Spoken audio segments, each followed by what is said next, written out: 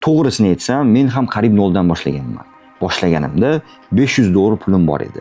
Ideal vaqt yoki imkoniyat bo'lmasligini tushunib yetganimdan keyin hayotim o'zgarishni boshladi. Va bugun men sizga $500 bilan boshlangan biznesni qanday yaxshi daromadga chiqqanini aytib beraman. Shu yerda o'quvchilarimiz haqida qisqacha aytib o'taman. Marhamat, ekranda ko'rishingiz mumkin ularning o'tiflari. Agarda gapiraman desam, ko'p vaqt ketadi, undan ko'ra tezroq o'zimda savdo qilishni o'rganishni boshlaymiz. Bir paytning o'zida $5000 qarzga kirdim. Offline biznesim bankrot bo'ldi. Xullas juda ham katta qarzda, minusdaman. Lekin bitta narsa qoldi: tajriba va boshqa bir yo'nalishga kirishga xohish. Qarzlarimni to'lash uchun ishga kirdim va qarzlarimni to'lab bo'lgandan keyin ozgina pul yig'ishga ham urindim va o'zim marketga kirishga qaror qildim. YouTubedan qidirdim, kurslarda o'qimoqchi bo'ldim. Normalniy stoyishchilar yo'q edi.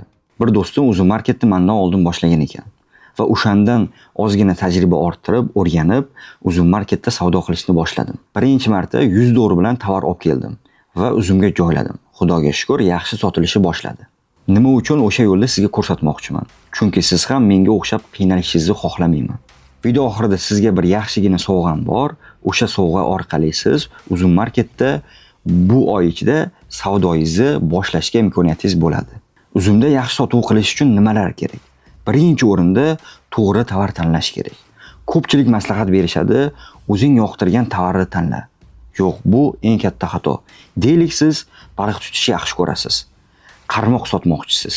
Lekin sizga o'xshagan qarmoq oluvchilar juda ham kam. Siz agar o'zim marketda qarmoq joylasangiz, katta ehtimol bilan sotuvlaringiz juda kam bo'ladi. Shuning uchun siz o'zingiz yoqtirgan narsani emas, balki bozor yoqtirganini. Boshqa odamlar o'shanga ehtiyoji bor. Boshqa odamlar sotib oladigan tovarni tanlash kerak. Ikkinchi o'rinda tovar narxi. Agar siz bozordan qimmat narx olsangiz, siz hech qachon arzon narxda sota olmaysiz. Shu uchun harakat qilish kerak, har doim eng arzon tovarni topishga. Arzon deganda boshqalarga nisbatan arzon. Shunaqangi tovarlar borki, 10% ustiga qo'yishga rozi. Lekin bizga to'g'ri kelmaydi, chunki budjet hozir kam. Kamida 50% foyda qiladigan tovar topishimiz kerak. Siz agar sotuvlaringizni oshirmoqchi bo'lsangiz, boshqalardan ajralib turadigan taklif berishingiz kerak. Misol uchun deylik, boshqalar naushnik sotsa, siz unga chixol qo'yib sotsangiz bo'ladi. Chixol narxi o'zi optim narxda 3,5 so'm turadi. Yangi tovar tanlayotganingizda eng muhim joyga keldik. Siz agar birinchi marta tovar tanlamoqchi bo'lsangiz sotishga, birinchi o'rinda og'ir tovarlarni tanlamang. Chunki uni logistikasi, siz uzum skladiga olib borib topshirishingiz juda ham katta muammo bo'ladi. Muammoli tovarlarga misol olib kelsak, trenajyor tovarlari, shisha buyumlar, katta hajmdagi tovarlar. Bularni boshlanishiga sotishga tavsiya bermayman. Eng yaxshisi kichkina hajmdagi tovarlar toping. Misol uchun kosmetika tovarlari, elektronikalar, hammasi ham emas, lekin kundalik ishlatiladigan tovarlar. Bu hamma aytganlarim ishlamaydi agar siz yaxshi analiz qilmasangiz. Qisqacha analiz haqida biz Telegramda Uzun baza nomli Telegram bot yasaganmiz. Uni ichida uchayotgan tovarlar ro'yxati. Uzumda savdo boshlashingiz uchun yetarli video darsliklar bor. Xullas ko'p gapirmayman, pastda o'tib bemalol ko'rsalaringiz bo'ladi. Endi tovarlarni topdik deylik. Qolgan ishlarni sun'iy intellekt bilan tezda qilsangiz bo'ladi. Uzumseller akkauntini yaratishda, dizaynlarni qilishda, tovarlarga matn yozishda, reklama yoqishda deyarli hamma ishingizni osonlashtiradi. Yana eslataman, eng katta xato analiz qilmasdan tovar sotib olish.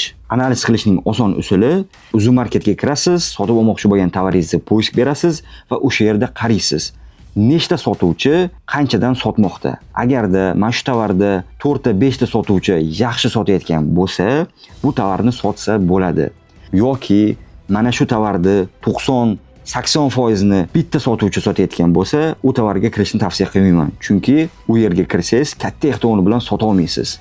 Katta sotuvchi, ya'ni umuman bozorni egallab olgan sotuvchi juda arzon narx beradi. Sizni do'koningizda qancha ko'p tovar bo'lishi emas, balki uchadigan tovarlarning bitta donasi bo'lsa yetadi. Bu sohaga chuqur kiraman desangiz, sun'iy intellekt bilan ishimni oson qilaman desangiz, birinchi 100 million oborotga tezda chiqaman desangiz, siz uchun maxsus kurs tayyorlayman, lekin juda ko'p vaqtim ketyapti. Sababi o'sha kursni o'qigan odam 100% natija qilishni xohlayman. xafa bo'lmang, bu kursni hammaga bera olmayman. Kamida $500 pul tikishga tayyor odamlar va xohishlaringiz bo'lishi shart.